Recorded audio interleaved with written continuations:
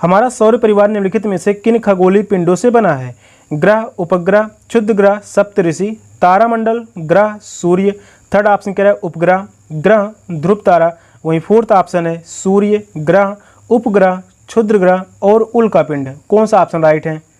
Most important question है। हमारा सौर परिवार निम्नलिखित में से किन खगोलीय पिंडों से बना हुआ है?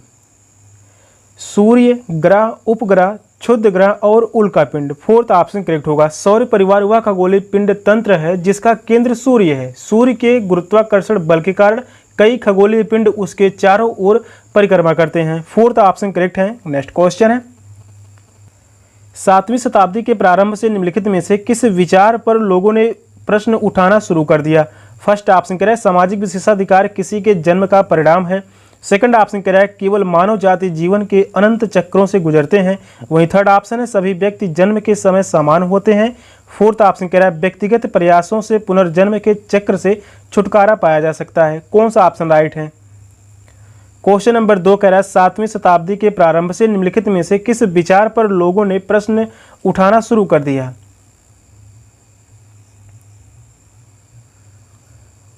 इस क्वेश्चन का आंसर होगा ऑप्शन ए सामाजिक विशेषाधिकार किसी के जन्म का परिणाम है। फर्स्ट ऑप्शन करेक्ट है। 7वीं शताब्दी के प्रारंभ में लोगों ने यह मानना शुरू कर दिया कि जन्म के आधार पर कोई व्यक्ति बड़ा या छोटा नहीं होता, सभी मनुष्य जन्म के समान होते हैं और किसी को जन्म के कारण विशेष अधिकार मिलना नहीं चाहिए। तो इस क्वेश्चन का आंसर होगा option A, first option correct है। नेक्स्ट क्वेश्चन है, तमिल कृति पेरिया पुराणम हमें किसके बारे में जानकारी प्रदान करती है? सिपाहियों और सैन्य जनरलों के बारे में, राजाओं और रानियों के बारे में, विद्वानों और कवियों के बारे में।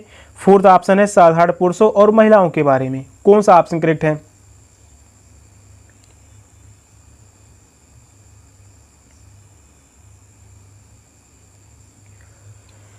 तमिल कृति पेरिया पुराणम हमें किसके बारे में जानकारी प्रदान करती है?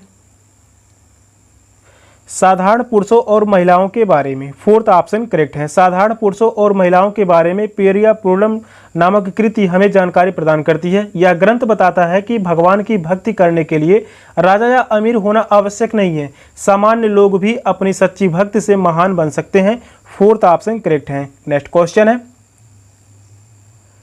स्त्री पुरुष तुलना नामक पुस्तक की रचना निम्नलिखित में से किस सुधारक द्वारा की गई थी? ईवी रामास्वामी नायकर यानी पेरियार, पंडित रामाबाई, वीरा संगलम पंतुल, ताराबाई शिंदे। कौन सा ऑप्शन करेक्ट है? मोस्ट इंपॉर्टेंट क्वेश्चन है। यह क्वेश्चन काफी बार सेट के एग्जाम में क्वेश्चन पूछा गया है। स्त्री पुरुष तुलना नामक पुस्तक के रचनाकार कौन है?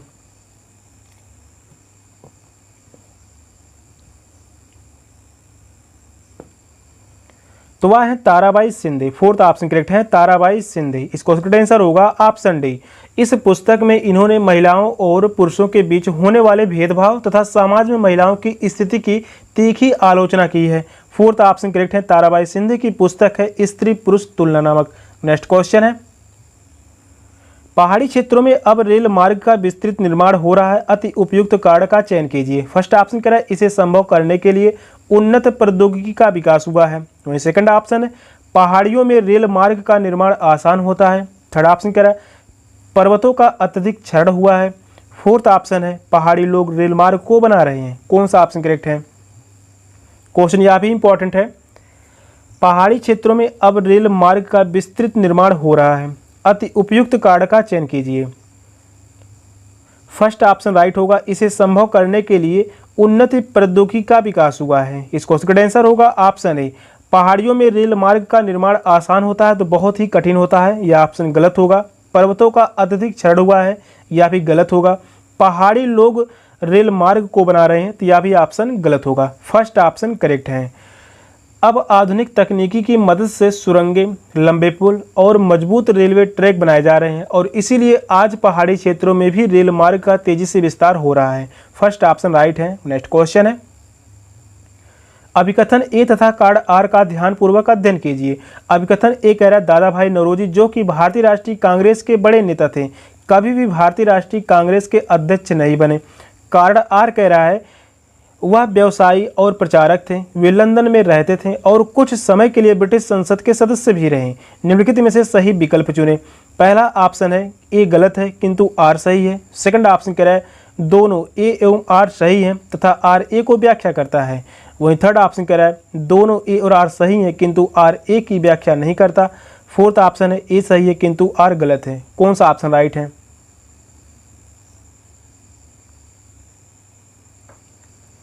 क्वेश्चन लंबा है, क्वेश्चन को ध्यानपूर्वक पढ़िए और बताइए कौन सा ऑप्शन राइट होगा। मोस्ट इंपॉर्टेंट क्वेश्चन है। अभिकथन ए तथा कार्ड आर का ध्यानपूर्वक अध्ययन कीजिए।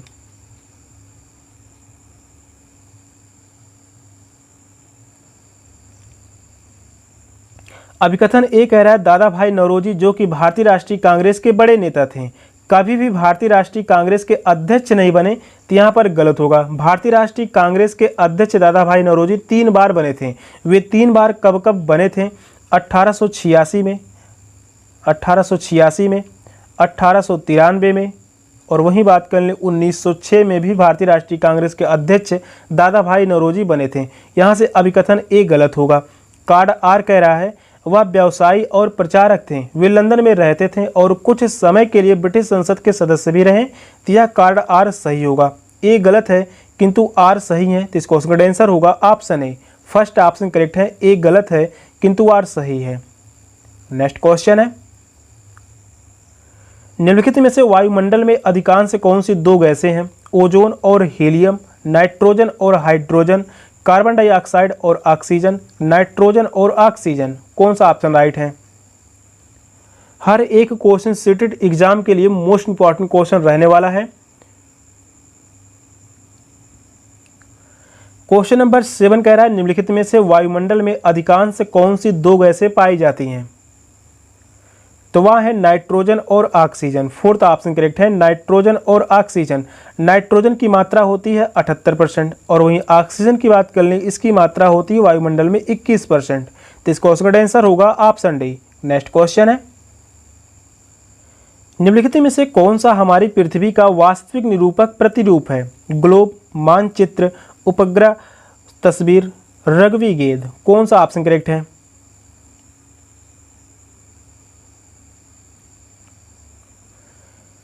निम्नलिखित में से कौन सा हमारी पृथ्वी का वास्तविक निरूपक प्रतिरूप है? तो वह है ग्लोब। फर्स्ट ऑप्शन करेक्ट है, ग्लोब। ग्लोब पृथ्वी का वास्तविक यानी त्रिआयामी और लगभग सही आकार वाला छोटा मॉडल है। ग्लोब जो है यह त्रिआयामी है, यह भी एग्जाम में पूछा गया है, त्रिआयामी है। और वहीं बात कर लें इसमें महाद्वीप, महासागर, देश तथा अक्षांश देशांतर सही रूप से दिखाए जाते हैं। तो इस क्वेश्चन का आंसर होगा option A, globe. Next question है 1929 में बाल विवाह निषेध अधिनियम पारित किया गया। इस अधिनियम के अनुसार पुरुष तथा महिला के लिए शादी की न्यूनतम आयु क्रमशः कितनी रखी गई? 17 वर्ष तथा 15 वर्ष, 20 वर्ष तथा 18 वर्ष, 18 वर्ष तथा 16 वर्ष, 21 वर्ष तथा 18 वर्ष। कौन सा ऑप्शन करेक्ट है?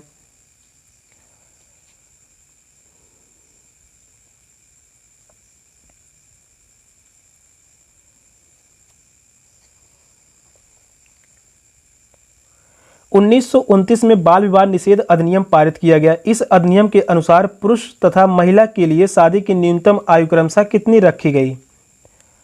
18 वर्ष तथा 16 वर्ष। पुरुष की न्यूनतम आयु सीमा शादी के लिए 18 वर्ष और वहीं महिला की बात कर लें 16 वर्ष।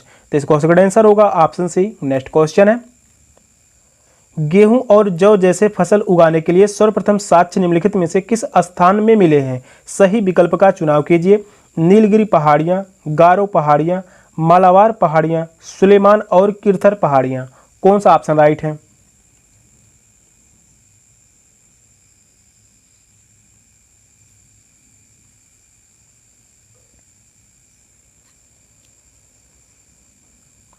मोस्ट इंपॉर्टेंट क्वेश्चन है, यह क्वेश्चन पूछा गया था 2024 में। इसके पहले यही क्वेश्चन 2021 में पूछा गया। गेहूं और जौ जैसे फसल उगाने के लिए सर्वप्रथम साक्ष्य निम्नलिखित में से किस स्थान में मिले हैं? सही विकल्प का चुनाव कीजिए। सुलेमान और किरथर पहाड़ियाँ। फोर्थ ऑप्शन करेक्ट है, सुलेमान और किरथर पहाड़ियाँ। सुलेमान और किरथर पहाड़ियों के आसपास स्थित क्षेत्र विशेषकर मेहरगढ़, मेहरगढ़ जो कि वर्तमान पाकिस्तान से गेहूं और जौ की खेती के सबसे प्राचीन प्रमाण प्राप्त होते हैं। फोर्थ ऑप्शन करेक्ट है। नेक्स्ट क्वेश्चन है पवन सड़क पर गिरी सूखी पत्तियों को उड़ा देती है। यह पवन किसके द्वारा बहती है? पौधों और जीव जंतुओं की गति, उच्च दाब क्षेत्र से निम्न दाब क्षेत्र की ओर वायु की गति के द्वारा। वहीं थर्ड ऑप्शन कह रहा है निम्न दाब क्षेत्र से उच्च दाब क्षेत्र की ओर वायु की गति के द्वारा। फोर्थ ऑप्शन है संघनित वायु की गति। कौन सा ऑप्शन राइट है?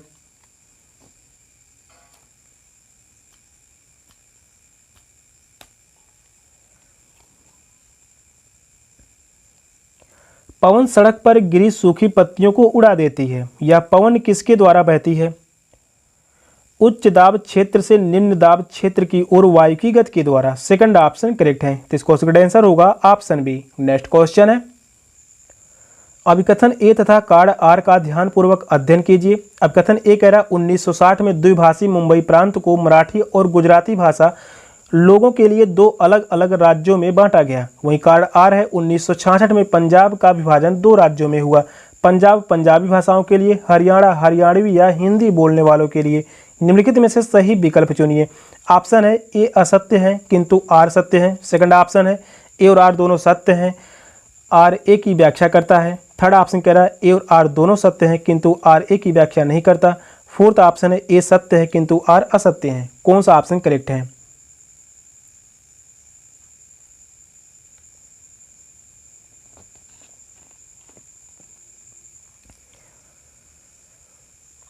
क्वेश्चन कह रहा है अभिकथन ए तथा कार्ड आर का ध्यानपूर्वक अध्ययन कीजिए। अभिकथन ए है 1960 में द्विभाषी मुंबई प्रांत को मराठी और गुजराती भाषी लोगों के लिए दो अलग अलग राज्यों में बांटा गया, तो यह बात सही होगा। अभिकथन ए सही है। कार्ड आर कह रहा है 1966 में पंजाब का विभाजन दो राज्यों में हुआ। पंजाब पंजाबी भाषाओं के लिए, हरियाणा हरियाणवी या हिंदी बोलने वालों के लिए। तो कार्ड आर भी सही होगा, व्याख्या सही नहीं करता। तो इस क्वेश्चन का आंसर होगा ए और आर दोनों सत्य हैं किंतु आर ए की व्याख्या नहीं करता। इस क्वेश्चन का आंसर है ऑप्शन सी। नेक्स्ट क्वेश्चन है, वे रोग जो एक व्यक्ति से दूसरे व्यक्ति को जल, भोजन, वायु इत्यादि से फैलता है उसे डैश कहते हैं। जन्मजात रोग, आनुवांशिक रोग, संक्रामक रोग, उपार्जित रोग। कौन सा ऑप्शन राइट है?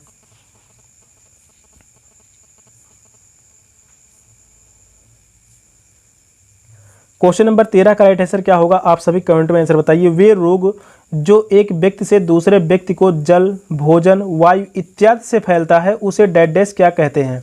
संक्रामक रोग। थर्ड ऑप्शन करेक्ट है, संक्रामक रोग। संक्रामक रोग क्या होंगे? जैसे हैजा। हैजा कैसा रोग है? संक्रामक रोग है। टीबी, इसके अलावा खसरा, ये सभी क्या है? संक्रामक रोग हैं। थर्ड ऑप्शन राइट है। नेक्स्ट क्वेश्चन है, कथन ए तथा बी का ध्यानपूर्वक अध्ययन कीजिए। कथन ए कह रहा है 1770 में बंगाल में एक भयानक अकाल ने लगभग 1 करोड़ लोगों को मार डाला। वहीं कथन बी है इस अकाल में बंगाल की 1/3 जनसंख्या खत्म हो गई। निम्नलिखित में से सही विकल्प का चयन कीजिए। पहला ऑप्शन है ए असत्य है किंतु बी सत्य है। सेकंड ऑप्शन है ए और बी दोनों सत्य हैं। थर्ड ऑप्शन कह रहा है ए बी असत्य है, ए सत्य है किंतु बी असत्य है। कौन सा ऑप्शन करेक्ट है? कथन से क्वेश्चन लगभग यहाँ से 25 से 30 क्वेश्चन तक कथन से ही पूछे जाएंगे। ए और बी कथन दिए गए हैं, इन दोनों कथनों में कौन से कथन सही हैं? 1770 में बंगाल में एक भयानक अकाल ने लगभग 1 करोड़ लोगों को मार डाला, तो यह बात सही होगा। कथन ए सही है। इस अकाल में बंगाल की 1/3 जनसंख्या खत्म हो गई, यह भी कथन सही होगा। दोनों ही कथन सही हैं, तो इस क्वेश्चन का आंसर है ऑप्शन बी। ए बी दोनों सत्य हैं। सेकंड ऑप्शन करेक्ट है। नेक्स्ट क्वेश्चन है, निम्नलिखित में से कौन सा कथन वर्तमान समय के संसाधन उपलब्धता के संदर्भ के साथ सतत पोषणीय विकास में सहायता करता है? संसाधनों के उपभोग को घटाना, संसाधनों के उपयोग में वृद्धि, संसाधनों का पुनः चक्रण, वस्तुओं का पुनः उपयोग। सही विकल्प का चयन कीजिए। यहाँ पर चारों ऑप्शन दिए गए हैं, इन चारों ऑप्शन में से कौन सा ऑप्शन राइट है?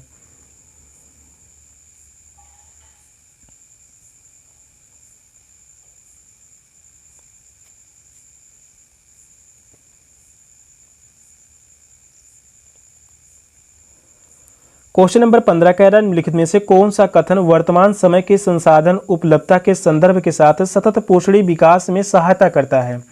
संसाधनों के उपभोग को घटना, यह भी जो है सतत पोषणीय विकास में सहायता करता है। संसाधनों के उपयोग में वृद्धि, इससे क्या होगा, संसाधनों का अत्यधिक उपयोग उन्हें तेजी से समाप्त कर देगा, तो यह गलत होगा। संसाधनों का पुनःचक्रण या भी सतत पोषणी विकास में सहायता करेगा। वस्तुओं का पुनःचक्रण या भी जो है सतत पोषणी विकास में सहायता करेगा। तो यहाँ से ए और सी और डी सही है, तो इस क्वेश्चन का आंसर होगा option B, second option correct है। सेशन का लास्ट क्वेश्चन था। क्वेश्चन कैसे लगे कमेंट में जरूर बताइएगा। चैनल पर नए हैं, चैनल को सब्सक्राइब कर लीजिए। मिलते हैं फिर नेक्स्ट क्लास में, तब तक के लिए बाय बाय, टेक केयर, जय हिंद।